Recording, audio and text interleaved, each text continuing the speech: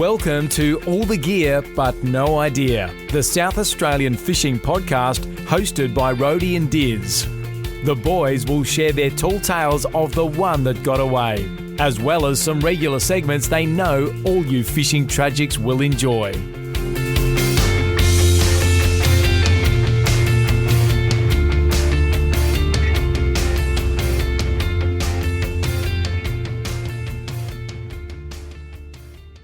G'day and welcome to All the Gear But No Idea, the South Australian fishing podcast. Diz, welcome aboard. Thank you. Ahoy, Rhodey. Jeez, that feels like I've stolen Hamish and Andy's introduction there, but good to be here with you, Rhodey. Big episode this week, mate. We've got Spida and Herb from the Anglers. Yes, Diz, they're sort of, I suppose, a rival podcast, would you say? Yeah. Different market, though. They're based up in Queensland. That's right. Very different market. And as you'll hear from them later, different type of fishing too. But as always, anybody who enjoys a bit of recreational angling does have plenty in common, and we'll look forward to having a chat with them later in the episode, Rhodey. Let's get underway. Let's get into it. What do you reckon? Oranges and lemons? Oranges and lemons. Let's let rip, Diz. I'll get us underway, and I'm going to say we are only a week away from the one and only winter long weekend. Yeah, it's a long break here after. I know, isn't it? But this is the one that gets you through that 6-month period without anything else. Yeah, you just got to trudge through this one, and then you sort of really get stuck into the depths of winter. And on the other side of it, of course, is the October long weekend for South Australians, and then it's not too far off daylight savings, and then bang, you're into summer. It's always you always know the year's gone fast when you get through to the buys of footy season. Yeah, don't you? Like you're halfway through the footy season. Well, it's pretty amazing to think we're up to round 13. Yeah, so end of this week goes quickly. It does. Right, okay, well, while you just mentioned football, mate, then my orange can, of course, be Power breaking their longest streak of wins. So previous to this week, it was 8 on the trot, and the Power have done it. They've got 9 on the trot. Geez, it was the first half, but left a bit to be desired in the second half. Only played a half, really, didn't they? Didn't really rock up after half time. But when you're 90 points up or whatever it is, it's probably all right. Yeah, fair enough. Bit nervous this week, though, because they did run out of puff a bit. Yeah. Do you reckon we're limping to the... Well, you can't say who that do we roll into? The Bulldogs? Bulldogs on a 6-day break, then Geelong on a 6-day break. Yeah, that'll be an interesting couple of games. Very good. Well, we'll no doubt keep you posted in our oranges and lemons. That seems to be about all we've got these days. I'll roll into my lemon, Rhodey, because while we did talk about the June long weekend, I've managed to somehow double book us. Oh, yeah. What sort of a rabble are you running? Look, it's been a big month for me. I've had a lot going on, and I've obviously just mistakenly thought I was communicating clearly our plans and intentions, but turned out the mum and dad's place was already booked. So it's pretty arrogant. You just thinking you own the place. It was a bit. Your brother can't have it. It wasn't arrogance more than it was poor organisational skills. Anyway, Diz, that's certainly a lemon. I agree. What's your lemon, Rhodey? Look, you nicking off to Canberra and stopping us from going barrel fishing? Oh, that didn't stop us from going barrel fishing, did it? Yeah, no, it probably did. But stars didn't quite line up. We were going to go down last week to Port Mac. And Jeez. Quick trip to Canberra. A few issues with our mates being uncommitted. I feel like I'm being attacked here. Are you about to post an advertisement for podcaster number 2? Actually, you know what? I did say to Disney the other day, if he doesn't lift his game, I'm going to get AI to do the other guest. Bot to be the other host of the show. Very good. Yes, well, that is true, Rhodey. Failed to launch on that mission. Of course, Tice still running plenty of charters down there, and still hearing reports of there being some good fish still being caught. So we'll touch on that in the report a bit later on. But good little oranges and lemons, Rhodey.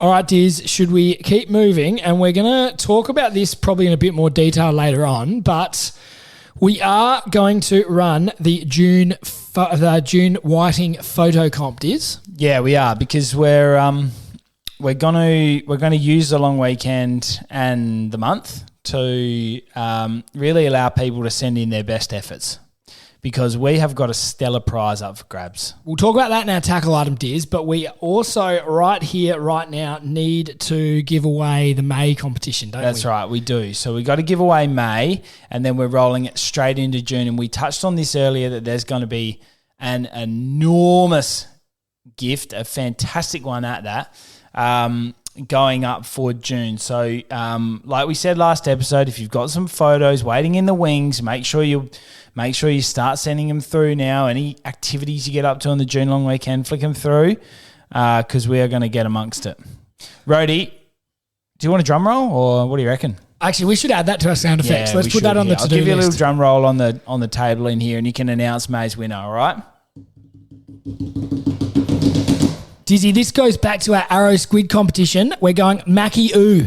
Oh, Mackie Oo. What a great effort that was. That Arrow Squid really got a few people talking. It did, Diz, and that's why we thought that should be, we should get around the Arrow Squid side of things for the competition, and that's what we've gone for, Diz. And it's a little Arrow Squid sitting on an esky, nice little rainbow-coloured squid jig. Yeah, we love that. We love that. It was a good effort. It was a good photo, and caught from Cape Elizabeth on a hand line. Yeah, and it had to go at the hand when he took it off the squid jag. Yeah, we love that. Love that. So Mac or Mackie Oo is the Instagram handle, and we'll get in contact and sort that prize out. Yep, fantastic. So love that's the May prize. Brilliant. And I think probably we'll talk about the prize itself a little bit more in the tackle item later, but excellent prize up for grabs for June. And that's for a winter whiting photo, Diz. Yes, absolutely. We want some photos. All right, Rhodey, let's move on.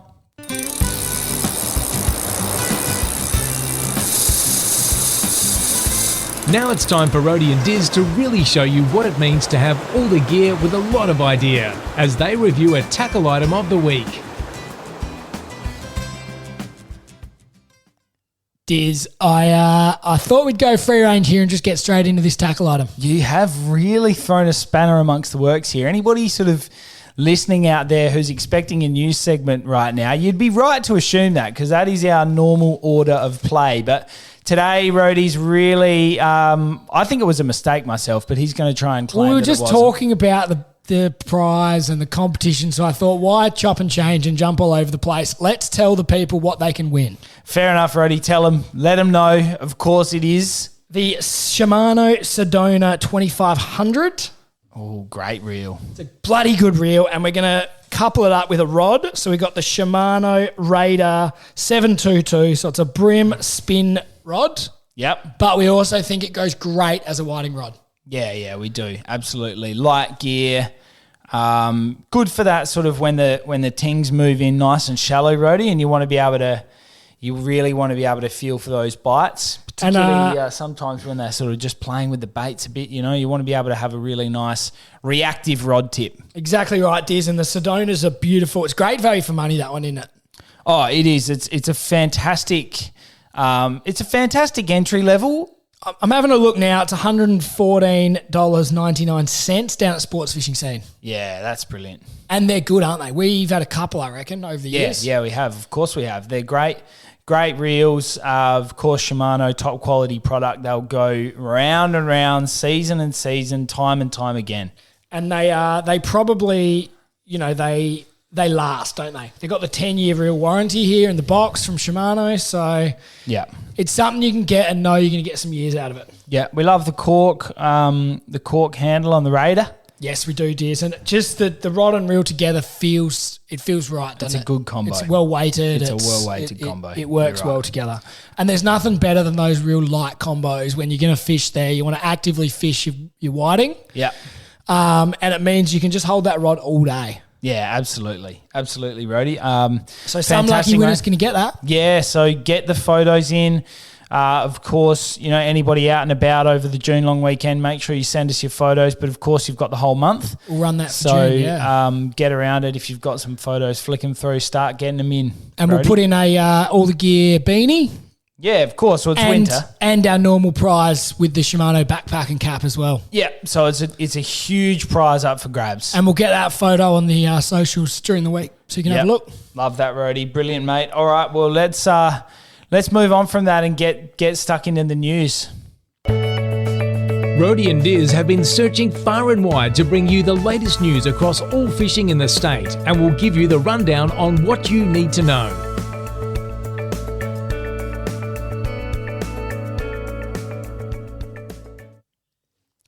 All right, Diz, let's keep moving. So we're going to talk about the Lower Murray Lure Fishing Club. Yeah, okay, fantastic. Bit of a tongue twister, that one. I was about to say, that is something that I can almost guarantee I get wrong every time. Lower Murray Lure Fishing Club. Say that fast 18 times. You couldn't do it. And you'll give yourself a headache. You could not do it. I think you're just better off going the LMLFC. Oh, I'm sure they've got some way of doing Use the acronym because, of course, they've got a big weekend coming up. They do, Diz. So they've got their AGM and a social weekend. So that's over June 24 to 25th at Greenways Landing. Yeah, fantastic. I'm not sure you're going to get a photo of the whiting there, but if you're away and you're sort of getting around it, make sure you send your photos in anyway, Rhodey. So the dinner is Saturday night for $10. There's a heap of raffles and prizes, and they're having the AGM on Sunday the 25th at 11 a.m. Yeah, some great supporters as always, Rhodey. The big names. Let's not run through them all because there's heaps. You can find them on Facebook. But a really well-supported event and a great weekend away with the family or just to catch up with some old mates. And we haven't seen much out of them for a little while, so I think this is sort of like the comeback event. Well, they would have had a bit of trouble having much down the river because, of course, fair. there was no activities and no fishing there for a while, and clearly a pretty horrific time for those that live along the river. But it's bouncing back, and of course we want to encourage anybody who hasn't visited the Riverland to get down there because it's a spectacular part of the state, Rhodey. And I'm just having a look, Diz. Do you know where Greenways Landing is? No, I don't know where Greenways is. It's just near Nildotty. Oh, righto. Just okay. up a little bit from the Nildotty Town Hall. So Yeah, just right. for anyone wanting to know. There you go. All right, Diz, let's keep it moving. Rhodey, so the cray season is officially done. Yeah, flat, but I did have a nice little crayfish for entree on Friday night to end the season. Okay. That was good, but yes. Freezer Diz. job or? Yeah, it was a freezer job. Far out. Okay. Must be So nice. from 6 p.m. on the 31st of May, both zones close. Yeah. So the northern zone and the southern zone, so they don't open again until November and October for the two different zones. But put your pots away. Put your pots away. Clean the noose, put that in storage for the winter. Can't dive for them for a while. Clearly a very important part of their breeding cycle, this. Oh, yes. So I want to leave them alone, let them breed up and get them ready to rock and roll for October. It's October, isn't it? It's October 1 for the southern zone, which is like Roadway, and the northern zone is November 1. So most of the state, probably where we tend to go, November 1 for Yorks and all that. Yeah, okay. Love it. Oh, well, that'll be here before we know it. All right, Diz, next one. What have we done to the boat during the week? Well, we got a service, mate. This is loosely related to news, I suppose. Well, yeah. So sort of personal news. You let it pass. The boat was due. In fact, slightly overdue, in fact. Yeah, it had been probably longer than ideal, but we wanted to give it the once over before the June long weekend. And, of course, we just a bit of a convenience factor, I suppose, for us, taking it down to Christies Beach, not far from my work, and wanted them to give it the old once over. And so they've been over everything. They've had a good look. They've fixed up a few bits and bobs. We had some brief intermittent issues with our stress-free anchor winch. So we wanted them to have a good look at that. We've replaced the circuit breaker on there. Lights, trailer lights, couple One of side LEDs out. needed doing, yeah. A little bit of water ingress, so we'll get that fixed. And what I would say is Matt, the person we've been dealing with down there, and of course the full team, Brad and co for Christies Beach Marine, are a fantastic bunch of blokes and girls. They do a wonderful job. it was very thorough, Diz. I went and picked it up and Matt sort of talked me through it, what they'd done, how they'd tested the anchor, how they'd cleaned it all out, done all these bits for us. Thorough. Yeah. They'd done a really good job. Yeah, you got to have that peace of mind when you're going out on the water, particularly if you're gonna entrust yourself to get offshore. So, really thank the team down there for their efforts. They have recently opened up they're now a Yamaha dealer, Rhodey. Yeah, that's big. That is actually news. That's big news, yes. So thank you. I knew that this was going to be a news segment, both on a personal nature and further afield. Matt was very pleased with it. They've got two of the best, in his words. They've got Merc, they've got Yammies. They're happy. All right, Diz, let's go just down the road to Christies Beach itself. And a shout out to Dan Way, who's finishing up at How's Your Tackle? Yeah, so Dan's finished now, I think, officially. His Friday night barbecue was the last of sorts. I'm sure that he'll have a cameo at some stage. He's done such a fantastic job organising that week in, week out. It was originally just a summer concept, but it just rolled, and he's done a wonderful job just fronting up the team at HYT to support that and then drive it. Of course, has been raising funds for the cancer kids with Millsy for the Onka Stomper, and they have continued to raise a significant amount of money.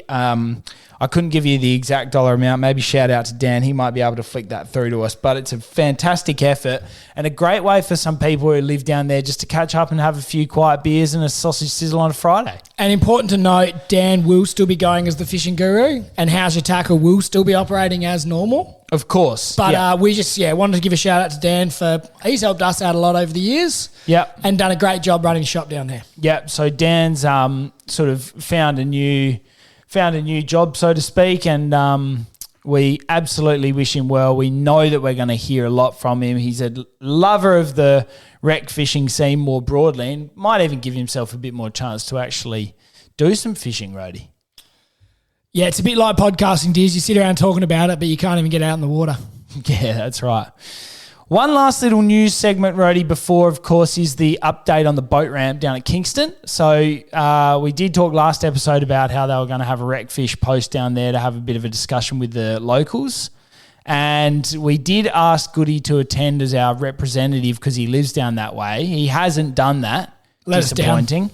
But we did sort of get a bit of information off him about how they're planning on fixing this issue, Rhodey. Yeah, it was interesting, wasn't it, Diz? It was a bit of a home remedy from some of the farmers by the sounds. Yeah, I think the farmers have kind of got their heads together and thought, look, let's quit stuffing around with this and we'll find a practical solution to the issue. So they're going with sort of like a weir type of arrangement where they can block in and out, isn't it? So you want to be able to put the weir in. When those flows build up, they can let it all just flush out. Yeah, it's gates that you can open and shut sort of remotely, isn't it? And then, of course, when you have those big, wintry, nasty storms that they do get down there, which often blows in all of the seaweed, they can block it off to make sure that doesn't clog up the sort of little causeway and channel there. And that's been the problem, isn't it, Diz? The seaweed just gets so bad in that boat ramp that you can't use it. I think it's the seaweed and the sand build up, and they can't get rid of it fast enough.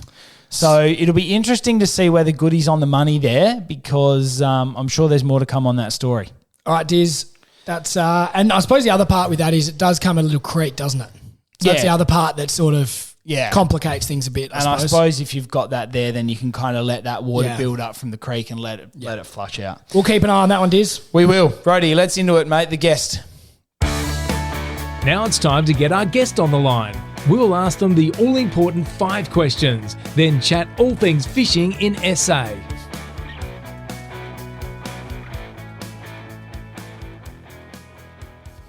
Well, Herb, we know that, fishing podcasts are everywhere around the world, and joining us right now from South Australia, two of the greats. They've got all the gear, but no idea. That's what they tell us. But Rhodey and Diz, how we going? G'day, boys. Very good, boys. Yourself? Look at this, the clash of the podcasters.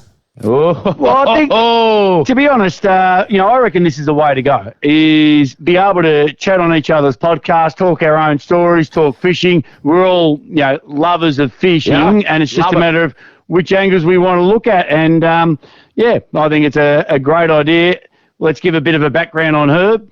Beautiful, boys. Well, we're going to get straight into it, and we're going to ask you, Herb, to tell us your first fish. Tell us about your best fish. Me best fish? Yeah, best fish. Oh, dear. I reckon it would have to be the Dewey I got that night in the Seaway. It went about 56 pound. Yeah. And I'm a big Jew fisherman down here. We get a lot of big mulloway in southeast Queensland, and they're all up pretty much from top of Fraser Island right down the eastern side and right across the bottom and up the western side to about Ningaloo Reef. But 55 pound was my best Jew. That was probably my best Jew, but best fish. I mean, that's a fish. one. Hey? That's your best fish. That's a fish. Well, I'd say it's my a best. fish. What else is it? I've caught heaps more, but I've got so many on the list. You don't need to brag, Herb. Come on. Listen to him flexing. He's caught so many fish. Oh, we love that, Herb. We love it. So that's at the Gold Coast where you guys are based, yeah? The Seaway? Yeah. Yep. My one, though, and just to tell you here we go. No, just, okay. Yeah, all right. My one Let's is, hear it now, again. Herb, have you ever, hey, boys, I'll just ask you very quickly, have you ever caught a barra? Not a big one. Have you caught a barra, though? Rhodey has caught a barra at a barra farm. So we don't... Oh, well, Me too. so the two professional fishermen What's wrong here, with us, Rody? I tell you. there's two professional fishermen who have caught barras at a barra farm. Yeah. Not me, who I'm just a punter out there. Having a go. It's called an 86 centimetre barra, barbless, mind you. Yeah, but he doesn't even know what barbless is asking. So that's mine. What about you boys? What's your best fish? My best fish would have to be the first tuna we ever caught. So we go off to Kangaroo Island every year around the same time, and we took our tinny over at the time. Never really knew what we were getting ourselves in for. Got out there in the tinny. There was 3 of us that day. Just had a small 4.2 Renegade. We've upgraded since, but it was a spectacular day, and the action was hot. We ended up landing 2. We had no bloody idea what we were doing. We didn't have enough ice. We weren't probably bleeding it properly. But, the adrenaline was off the Richter scale. And, it was an epic day of fishing, that's for sure. And isn't that, boys, the one thing that gets you hooked on this thing? I mean, for mental health, fishing is the best. And to get something like that in a 4.2 tinny, have the day of your life, it just keeps you coming back, doesn't it? It does, mate. And that leads perfectly into our next question, which is what's your favourite thing about fishing? And I'm going to say that might be it for you. I just love getting out in the water. I love having a good cold beer while I'm doing it. You know, obviously I don't go overboard. I've got a driver on Drink board. responsibly. That's exactly right. Let's talk about that straight up. I do that a fair bit. But, you know, I think my greatest thing, I love no more than going out in the Broadwater here where I live with a few pig lures, trawling them out the back in 2 to 3, 4 feet of water and catching flathead. I think they are one of the best fish, you know, and I think the best flathead I got was 86 centimetres. Yeah. That's on a small pig lure on 8-pound line, 8-pound leader. It is just an amazing feeling when there's no one else around. It's calm water. Yeah. You can hear the birds, you know, see eagles diving. You can see bait flipping. I think when you're in that moment, that's all you think about. Yes. Yeah. You're certainly right about that. And that's it's a pretty common answer amongst our guests, isn't it, Diz? Yeah, it is because, you know, I think we all do share that. It's a good escape for everybody. You know, nobody sort of goes out there and goes, bloody hell, I hate fishing, you know? Hang on. I've said that once or twice. Every time I go offshore, I hate it. I spew up. Mate, we ought to send you some of our seasickness tablets. Rhodey's got a weak gut, so he always needs it when we get offshore. Beautiful, I'm boys. always crook. The secret, Spider, and you know this, and you boys should know this by now too, is hydration. Yeah, I do this, Herb, but I got out there once. You need to stay hydrated. Last time I went out offshore, I had 2 leading out, got through the Seaway, and this is when I knew I was crook because I couldn't have a beer. Yeah, that's when I knew I was crook. That's when you got to crack the top off it and neck that thing down. I couldn't. Sound the alarm. That's a real problem if you can't get a beer down. That is no good. No good. No, that's no good. And you know what? The fishing, you don't need to have the biggest boat or the best gear. You don't need to have. You can do it in a 4.2 tinny. You can do it off the bank. Yeah. But just to be down by the water or on the water, just relaxing and taking it, and you can take it as easy or extreme as you like. There is no better feeling I feel in the world than having that at the palm of your hand. It is just magnificent. Nah, you've summed it up right there, boys. Now, next one we want to ask you is what's your first fishing memory or what got you into it? Oh, for me, probably about 6 or 8 podcasts ago, Herb got my old man on. And my old man told the story when they got stuck out at sea and the winds picked up and they were in a boat and they were overcrowded and I was about 8. And all I can remember, he put the life jackets on me because I only had 2 between the 8 of them.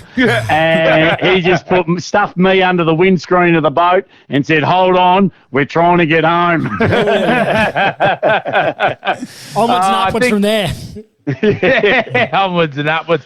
I think the first memories I have of fishing, this is back when I was probably about 3 or 4, was when my old man took his old Haynes Hunter out with the old 70 Everett, little half cabin thing, 16.5 foot. It was a beautiful old boat. He had it for years. It was like the Olympic torch. He only brought it out every 4 years.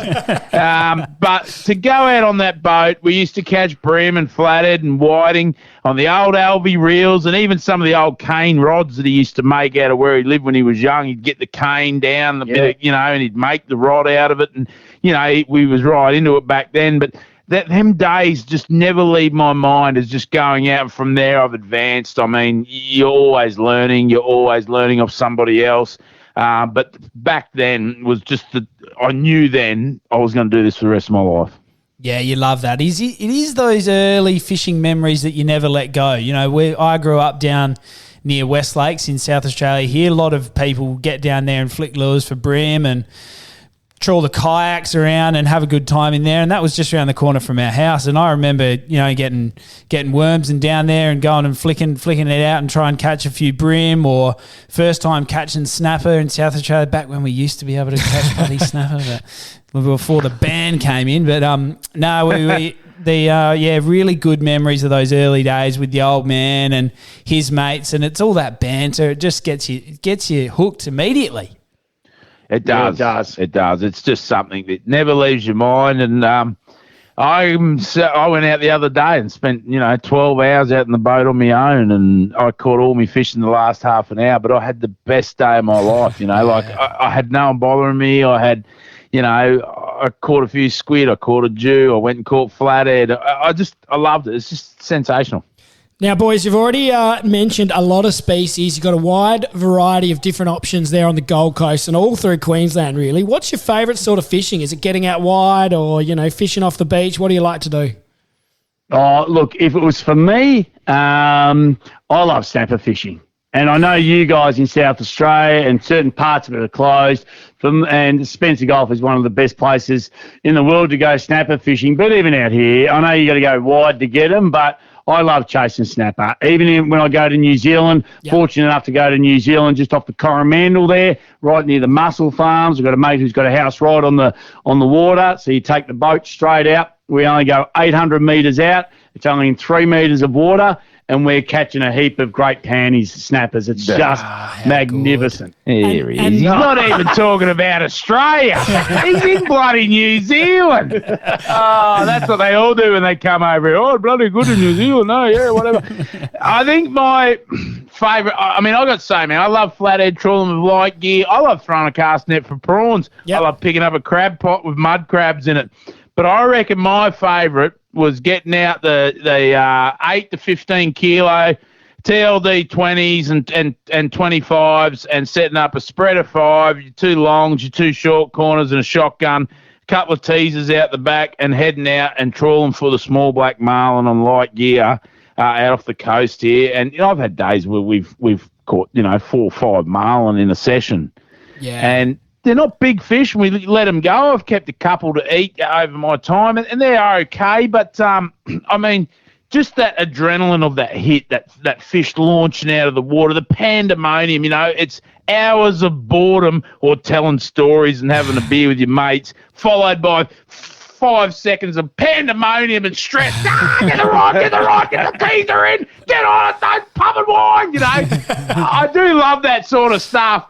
It's very exciting. It gives you something to talk about when you get home. So, yeah, that's probably my favourite. Just trawling, seeing that surface hit, seeing that action on top. It's spectacular. And it's interesting you blokes talked about having to go wide off the beach, off a long way out to get the snapper. We've got a couple of spots here in South Australia when we are allowed to catch for snapper, where we get them either off the rocks down Victor Harbour Way or in the boat in pretty shallow water. So that's something pretty special here in South Australia when we can get back onto the snapper.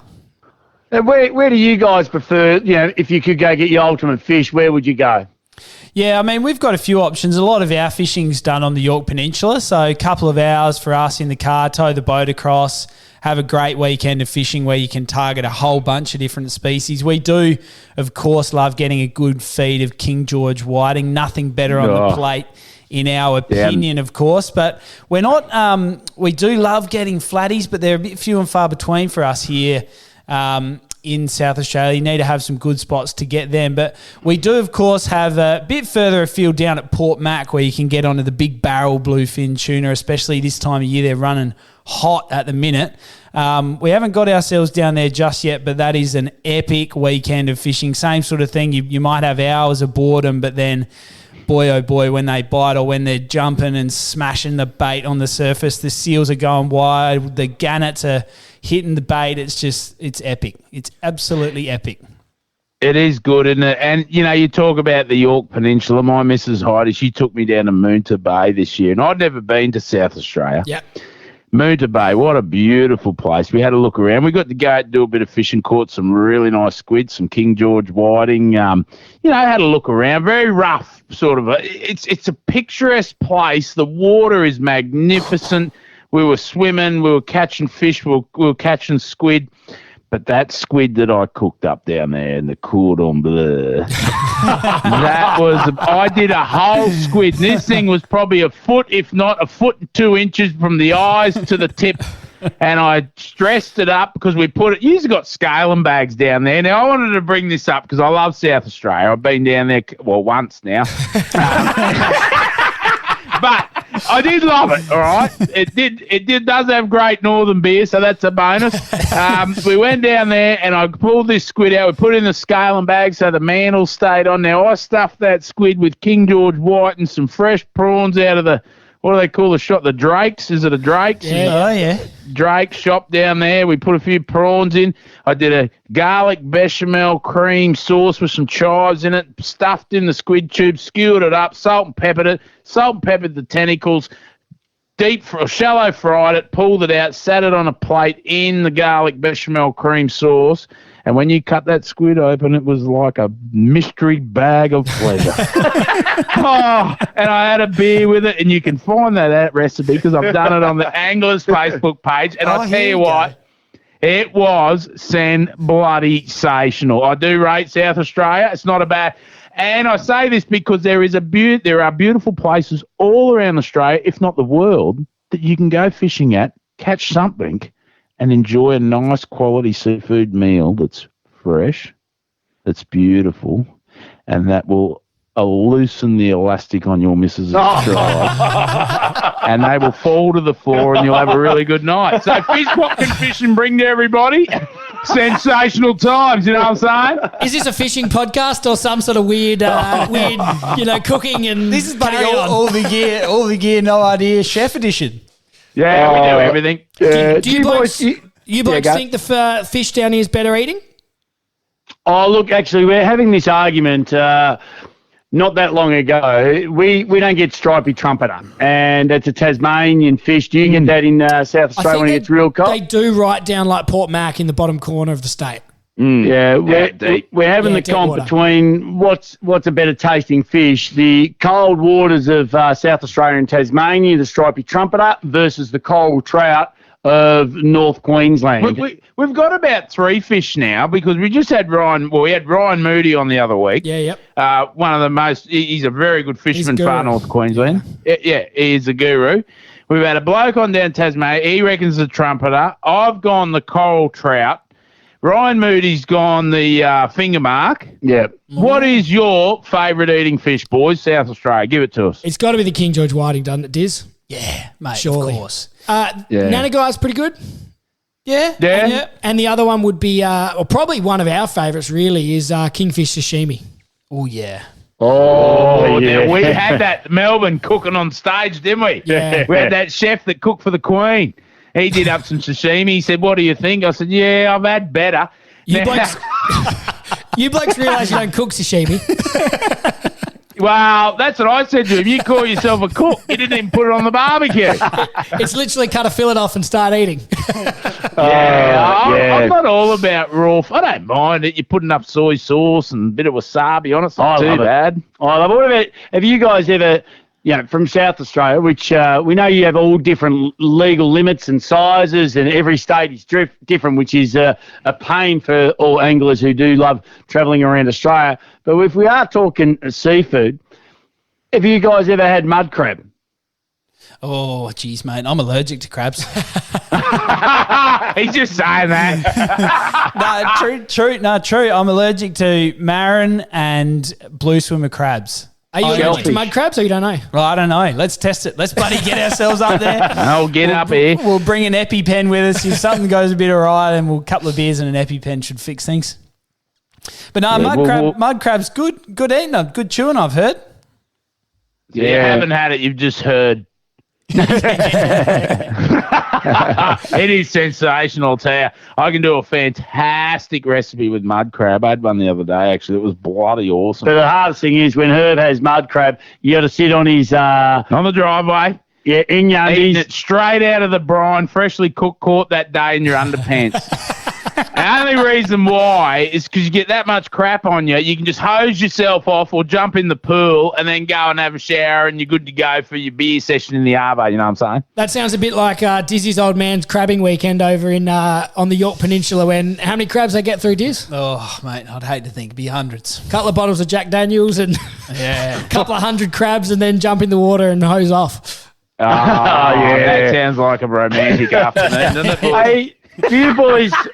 Do you fish many comps around South Australia? Do you get to many comps? Yeah, we did the Victor Harbour comp earlier in the year and went out with a mate and what did we catch? About 30, 35 tuna. Didn't take out any prizes, but that was a good one. But yeah, a little bit of the tuna comps. Yeah, they're great comps, aren't they? They're great to be a part of. It's certainly good camaraderie and getting back there, having a beer, telling your war stories. The fish grow by each beer you have, and as always. What about you boys? A few comps up there? Yeah, I've done the Flathead Classic a few times, and I like the Flathead Classic because it's all catch and release. So you take a picture of your fish with your ID badge on top and your day's sticker and whatnot, and it all goes by length of points. Okay. And up here, there'd be 300 teams fishing that event, so there's likely to be 250 boats out on the water that weekend in the Broadwater. And it's a pretty big section of water, but it's not that big. So there's usually a boat on every bank catching flathead. And in them 3 days, most years, it's anywhere from 4,800 to 6,000 flathead caught and released. Oh, wow. So it puts a lot of what you say, scientific. Is that what you're looking for? I didn't go past grade 10. Look, it just gives you a lot of information about how many are there and what's going on and what they're biting on because it's placos or hard bodies. You know what I'm saying? Yeah, we love that. Another one we'd like to do actually is the Port Lincoln Tuna Classic. Hey, Rody. Yeah, that's they get the big Rivieras and all the big boats and they have a night out at sea and that would be a ripping competition to do. Yeah. Big prize prize night money out up at for grabs. sea. Yeah, they all go into Memory Cove, I think, over off Port Lincoln. They one of the old it's one of the original tuna boats from Port Lincoln goes up there and they cook lasagna and put on feed for everyone. So it'll be a ripping weekend, I reckon. Yeah, that'd be awesome. Yeah, I think for me, I'd love to get up towards, do a barra comp. I think doing the Barra Nationals or something like that where you're 5 days on the water and the best thing about it, there's no phone service. So your missus can't ring. You have no idea what's happening out in the outer world. All you're worried about is catching fish during the day and having some beers and a laugh at night. Didn't you fish the Barra Nationals one year, Diz? No, not me. Tell us the story. The old man did. What'd he come? Dead last. Went up to the Barra Nationals. They called themselves Black fucking Sticky and something else. But they came home with a whole suite of prizes. The wooden spoon, I think, was close to the best prize pack. Yeah, that's awesome. They didn't catch a single thing, but I'm sure they sunk a fair bit of grog. Oh, wow. Yeah, look, I did a comp up here once called the King of the Pin. Now, it's a catch and weigh in. There's 5 species, and then the winner, the heaviest species of that, which I think's weird because flathead, you got to let them go at 75. So how can you weigh in the biggest flathead if 3 people have got one at 75? 74.9 and you win. Yeah, so... I mean, for that comp, I had an 18-foot Reef Ranger cruise craft, and I had that boat for about 19 years. It was a beautiful boat. I took a 2-seater couch, cut the arms off so it would just fit in, took the seats out, pushed it up to the steering wheel, put a coffee table in there, and we sat and we fished the pipe, which is a structure that pumps sand across the seaway, and it sits out the water, and we got baits, and we fished something like 15 tides consecutively. So we sat on that couch, we fished 2 rods each, and I think I took 160 cans and my mate took about 120. And Responsibly. Yeah, well, this is how responsible we were. I knew the police and stuff because I do a bit of radio work here, but when they did come around, I always had my rural fire brigade overalls on board. And by about 1 o'clock, I'd had too many. I always put them on. I'd put my Mount Franklin drink bottle next to me, hide me stubby, obviously.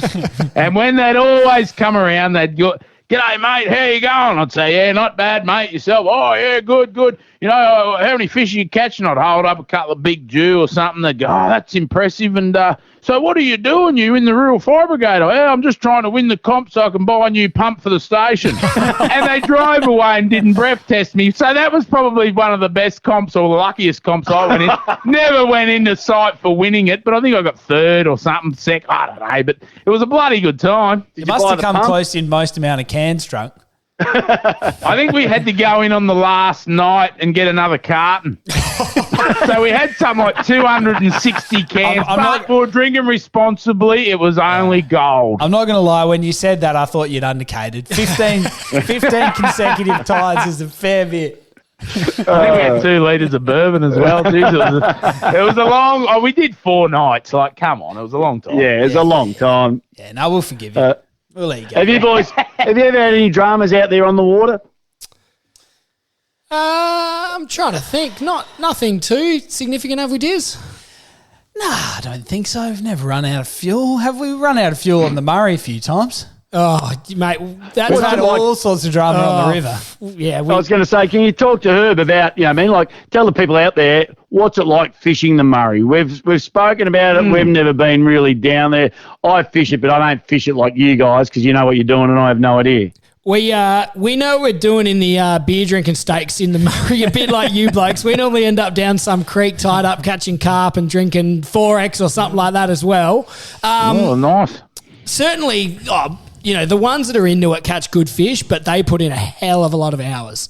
It's one of those things, you're either into it or you're not. And we always go up there with the best intentions and fresh bait and yabby nets and the whole works. But look, we end up having a few beers and one thing leads to another and we get a bit less interest in the fishing, Diz. Yeah. Can we ask, before we do let you go, what is that one place around the world you'd love to go and fish? Oh, mate, I'd love to get right up the top end. We've actually, the old man sold his boat probably about 5 or 6 years ago to a bloke who ran a similar thing that you're talking about, like a 5-day charter. They've got a big mothership with a couple of little tenders. They get out there GT fishing right up the top end.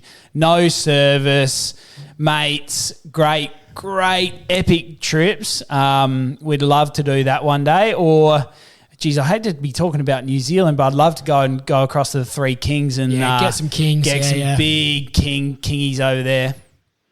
Yeah, I reckon. I don't know what your one would be, Herb, but I reckon just speaking to a couple of people, through the podcasting world, Andaman Islands out of India. Yeah, I've never heard of it. Spoke to them. That sounded amazing. Like I've never heard of it in my life. What's the target species there? We've never heard of that one. Yeah, big GTs. Mackerel, wahoo, that type of stuff, but more pelagic. They fish out of a 7-meter center console, and purposely built. Yeah, just stick baiting and poppering. Like I don't mind that sort of stuff, but chucking all day, it's not bad. It's not too bad, but it's hard to chuck a big popper on a stellar 12,000 and with a beer in your hand, it gets a bit difficult. Where do you want to fish then, Herb? Where's your ultimate? Oh, look, I've done the bunker group with mates in their boats 2 nights out. That was sensational. Done that a few times. That trip out off Fraser Island on Time and Tide, when we seen that 18, 19-foot great white come up to us just off the beach, not far from where I swam a tuna out a few years before, out past the back of the breakers to try and catch one of these things, which was a bit silly. But that fishing trip was 3 nights, fishing in untouched stuff, big fish, parrot, reds. It was pretty sensational, but I think I would love nothing more than to go up the western side of Cape York, chasing Spanish, Barra, Fingermark, liveaboard, in the Gulf. Mothership. Yeah, in the Gulf. Either that side or over Groot Island way. Well, look, if you can put an itinerary together and we'll be there. Yeah, all right. Well, we'll have to book out a whole jumbo just to carry the cartons over, and it's going to cost us a bit. Oh well, if there's a will, there's a way. Yeah, absolutely. Definitely. Hey guys, we really do appreciate your time. I think we love people that are podcasting all about fishing. Everybody has a different view, and everybody looks at it a little bit differently. But we've always got the one thing in common, is that just getting out there on the water and pretty much staying safe and enjoying yourself. Absolutely, great to connect with you guys, and thanks very much for sharing a few stories. Been really Likewise. good. We'll look forward to hopefully catching you on the water someday, boys. Absolutely. We'll head down. We'll be down to South Australia. We'll fish a comp. We're going to get to a couple of comps throughout the next couple of months anyway. So hopefully one of those might be in South Australia. Oh, we're not doing that bloody Wyella one again. We've done that before. We'll talk about that another day. But look, good on you, Rhodey and Diz, our South Australian cuzzies down there. You're bloody good blokes. I love you. I love your show. I've listened to it a bit. I had to. I've got to do homework when I do this sort of stuff. But yeah, it's fantastic to hear your sides of it and your stories, and I love hearing fishing stories. And like I say, stay safe on that water. Thanks, guys. Diz, good to chat with the anglers. Yeah, the anglers, geez, were they full of beans. Herb and Spida. We struggled to get a word in a few times there. Oh, they were great, though. Good talkers. Full of energy. We love that from them. And they obviously just really enjoy their wreck fishing. Oh, they also enjoy sitting there for 15 tides and getting through 164 wrecks. That's a huge effort. That is a huge effort. We love that from them. But it's good to have some contacts up on Queensland. Yeah, you just never know when you might. You never know when we might be going up there and might flick Herb a little message saying, "What about taking the boys out?" Yeah. I might sort of just make sure that we run it past him and make sure that we're not planning on fishing 15 consecutive tides. We might miss our flight home. Righty, let's get into the report. Rhodey and Diz have been out on the water to bring you the news about where they're biting. Now it's time for the fishing report.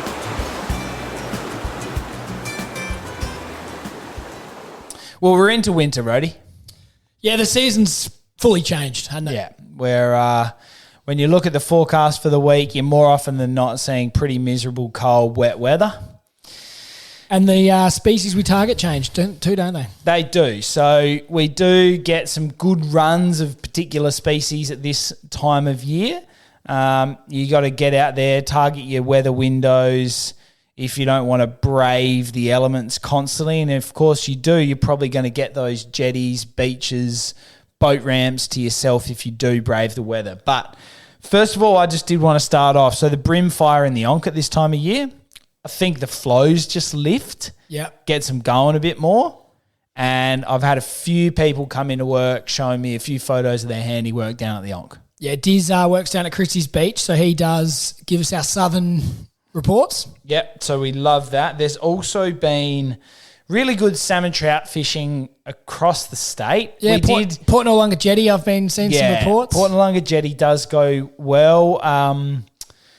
We did talk last episode about the Elliston comp, the Australian salmon comp. And that's always run. So even the far west coast, this is the time of year to target them. They come in real close in those deep gutters. You can generally see them on those overcasty sort of days, big dark patches in the gutters, and you can flick lures at them. And I talked about getting the drone out. I think that's something we need to do. Yep, absolutely.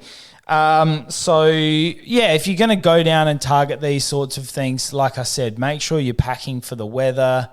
You know, waders come in handy. Maybe not so much if you're surf fishing. Of course, you want to take care if you're doing that. But you want to prepare yourself at this time of year, because nothing worse than a day's fishing ending early because you haven't prepared yourself well enough, Rody. Diz, talking about the weather, it's been not as good down at Port MacDonald, so that's probably slowed up the barrel reports a bit. Yeah, so I think there was probably a string of almost a week of really bad weather. Yeah, I don't think anyone got out there for best part of a week. So we think they're still there. We assume they're still there, but probably haven't got as much to go off. Yeah, that's right. And it'll be interesting to see the reports coming in maybe over the next week if the weather's starting to improve, because you know, they can move quite quickly, these fish. So it will be interesting to see if they're still in their usual haunts and people are able to track them down. We'll keep a close eye on that, of course. Wanna Fish Charters still got plenty of spots available. Hit up Tice if you can get down there. We're certainly trying to rearrange our calendar to do so, Rody, aren't we? We are, Diz, and keeping in mind when we've gone down in previous years, I think we've gone down in July one year and September another. So in theory, the season will go for a long time to come. Let's hope so. Rody, the last thing I will touch on is some pretty spectacular squid catches of some enormous sizes. Yeah, Diz, where have you been seeing them? Well, I've been seeing them at your very suspect and usual locations dotted across the Yorke Peninsula. I'm talking about the Wool Bay Jetty, of course. Always good. Edithburgh, another one. Yep. Marion Bay Jetty is really good fishing. Big ones down there. That and Stenhouse have often big ones. Yep. So if you're jetty fishing, then they're the ones you want to go for. We did manage to get out. We talked about this last episode and got a couple of nice big hoods. And, we're trying to get somewhere over Yorks for the long weekend after Dizzy stuffed up our accommodation. Oh, jeez, mate. But, we'll be going somewhere where there's squid, I reckon. Absolutely, mate. We love it. All right, I think that rounds out the report, Rody. And that just about rounds out the episode too, Diz. Where do they find us, mate? I'm hearing socials galore. Yep, Facebook and Instagram is where you can get onto us. And that will be where you can get us there. And that's where you can share with us your photos. Yep, get around it. For the June winter whiting competition. Jump in. I'm sure the anglers and hopefully we'll see a bit of, it was a clash of the podcasts, and hopefully we both see a bit of an uptick and reach a different part of the market, Rody. Yeah, Diz, good to chat with them. Make sure you get on Spotify, Apple Music, everywhere you get your podcasts. Download, subscribe, flick us a comment, give us a bit of love. Get around it. All right, guys. See you later. Cheers. See ya. Rody and Diz hope you enjoyed today's episode of All the Gear But No Idea. Keep up to date by liking and sharing us on Facebook and Instagram. And you can subscribe on all the major podcast platforms. Until next time, good luck fishing.